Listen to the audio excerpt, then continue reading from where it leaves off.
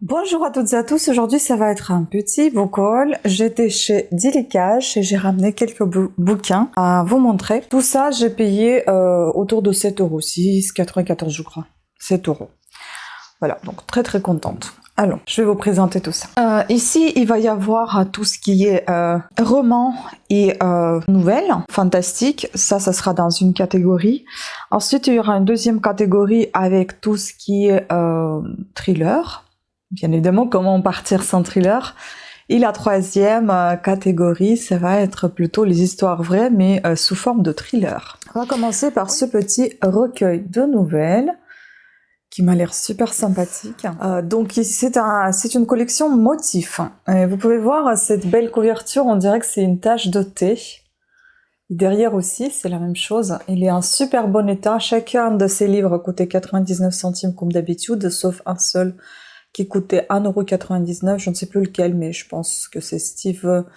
je sais plus comment il s'appelle. Steve Berry, je suis pas sûre. J'ai déjà enlevé les étiquettes et j'ai jeté le ticket. Et donc celui-ci, c'est traduit du portugais Brésil par Marivonne Lapouge Petorelli. Donc il est quasi neuf, il est en super bon état.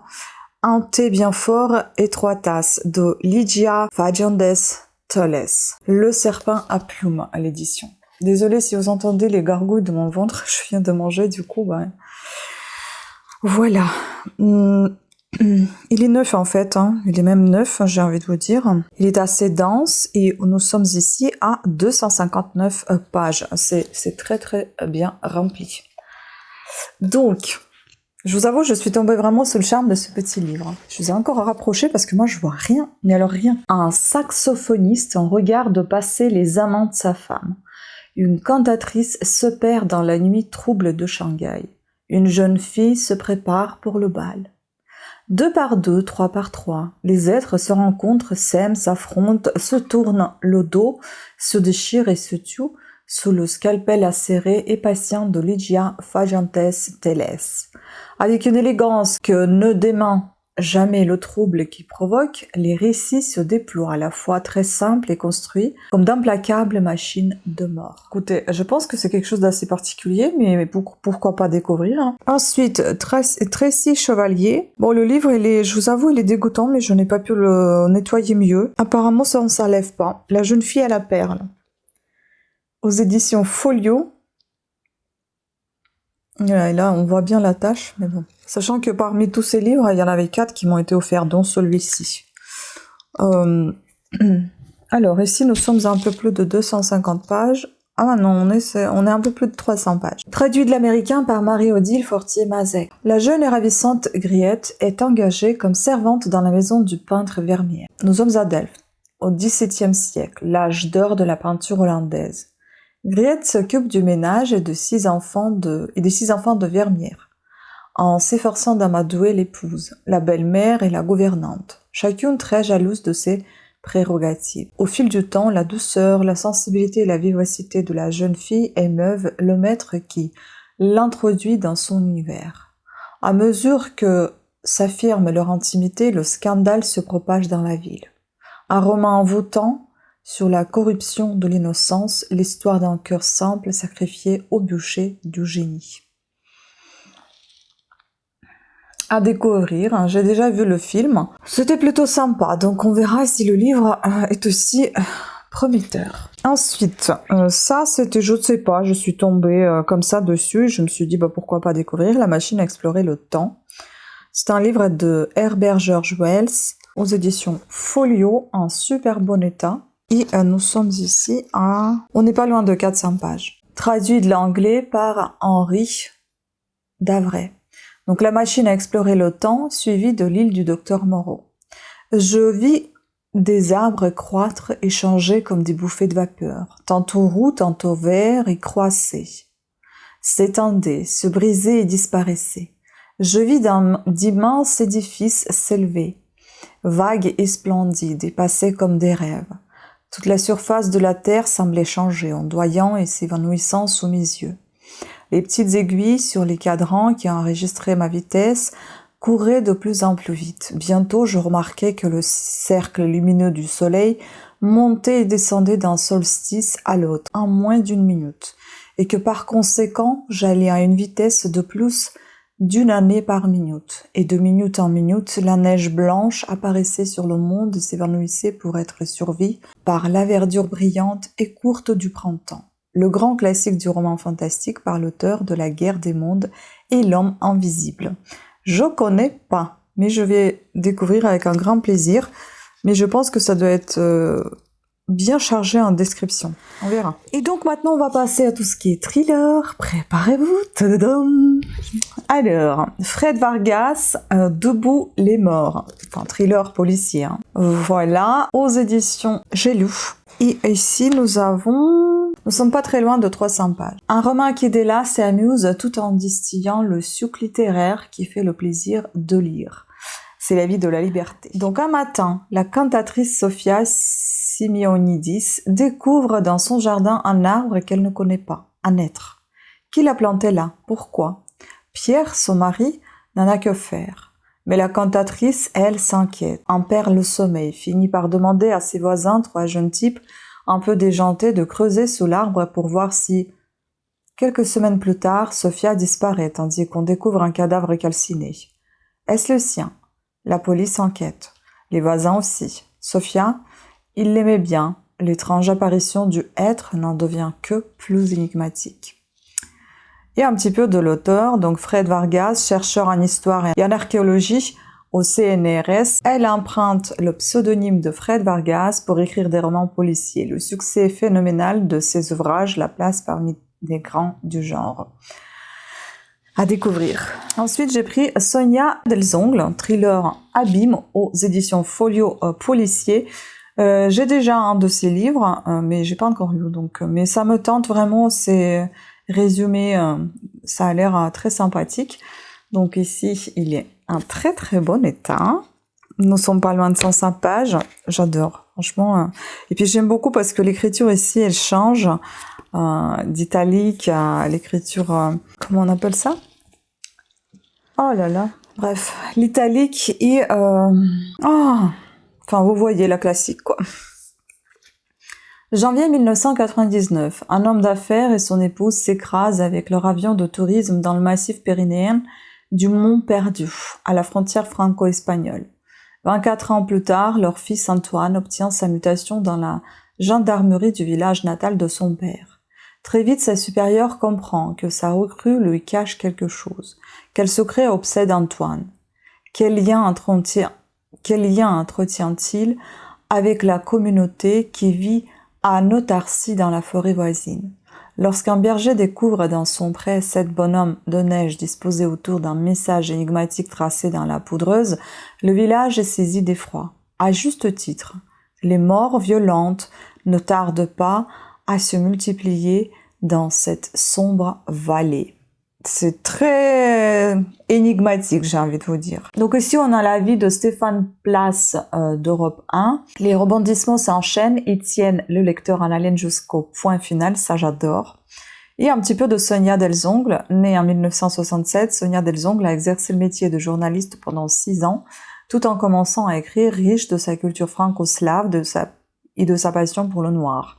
C'est avec Dust qu'elle fait une entrée remarquée dans le monde du thriller. Son 4e roman, Boréal, a confirmé tout son talent. C'est le Boréal, je crois que j'ai. Ensuite, un autre thriller, Giacometti et Raven. Vous savez très bien que j'aime beaucoup ce duo. Conjuration Casanova. Aux éditions Pocket. Je crois qu'il y a que Pocket, en fait, qui édite... enfin, ils sont édités que chez Pocket, il me semble. Donc ici, nous sommes pas loin de 500 pages, c'est bien dense, et on va encore parler des francs-maçons, c'est leur thématique, hein, c'est leur sujet. Donc en Sicile de nos jours, 5 couples réunis autour de pratiques occultes sont immolés sur les ordres du maître de cérémonie. Seule Anaïs en réchappe miraculeusement. À Paris, le ministre de la Culture franc-maçon est retrouvé près du corps sans vie de sa maîtresse. Le commissaire Marcas, frère d'Obédience, est chargé de l'enquête. De Paris à Venise, Marcas et Anaïs vont remonter la piste meurtrière d'un mystérieux manuscrit signé de la main du sulfureux Casanova. Donc ici, on a un avis de Le Parisien aujourd'hui en France aussi, des puissants intrigants, des maîtres et traîtresses, des faux frères tout y est. Voilà. Donc Eric Giacometti et Jacques Raven. Franchement, j'adore. Donc absolument à lire. Et Steve Berry, je commence à vraiment apprécier cet auteur. J'en ai déjà 2 ou 3 livres de lui. Le complot Malone. Parce qu'en fait, j'adore tout ce qui est historique, comme vous pouvez remarquer. Je ne suis absolument pas forte dans l'histoire, mais grâce à certains livres, ça me permet d'aller apprendre un peu plus sur ce que j'ai entendu, lu ou vu. Donc ici, nous sommes à plus de 600 pages.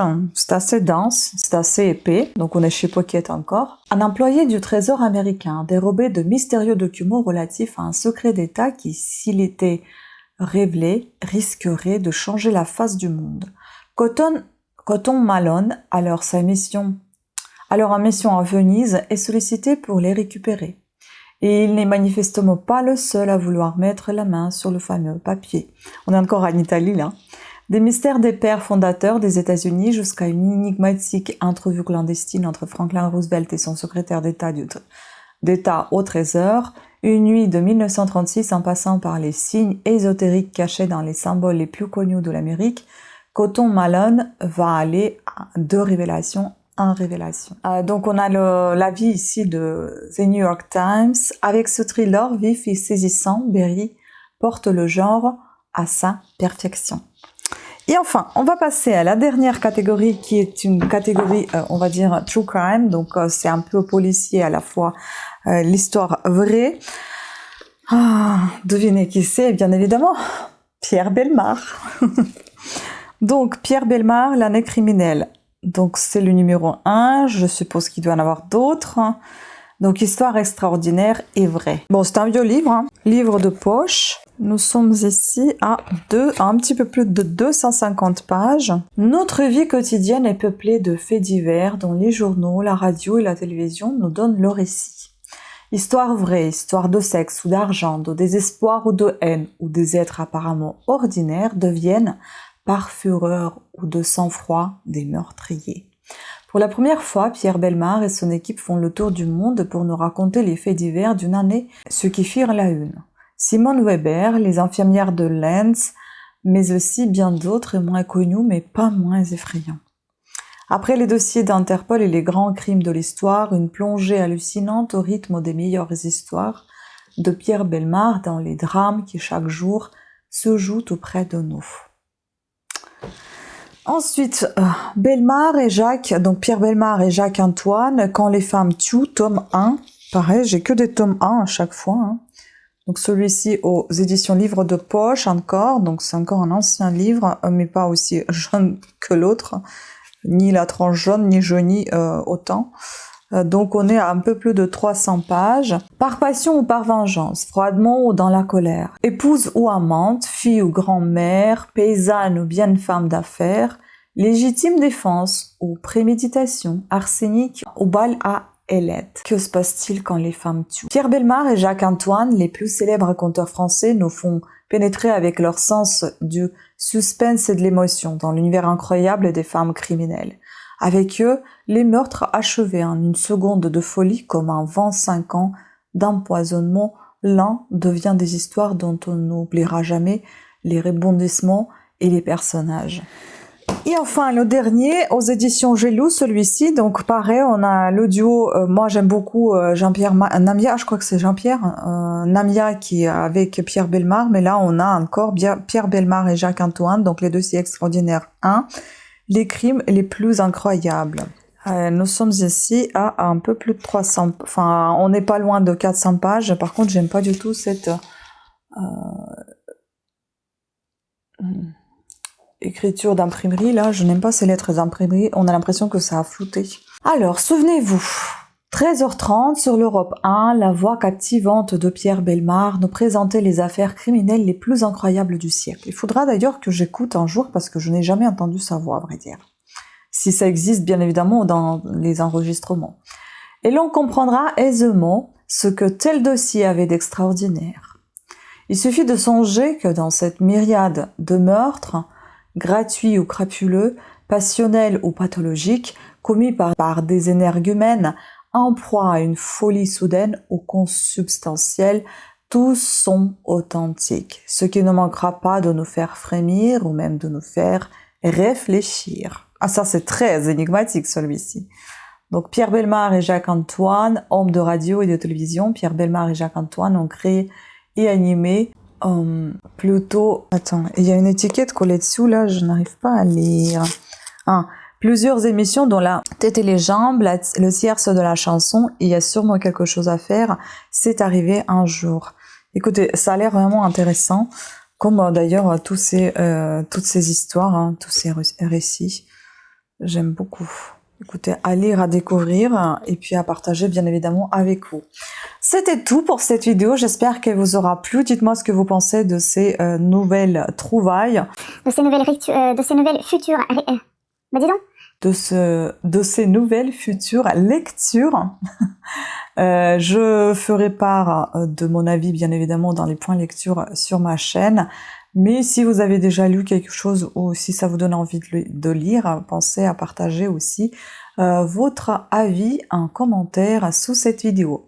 Pensez également à vous abonner, à activer la petite cloche de notification afin d'être averti de nouvelles sorties de vidéos. Je vous embrasse, je vous remercie encore une nouvelle fois pour votre attention que vous avez portée à cette vidéo et je vous dis à très bientôt. Ciao.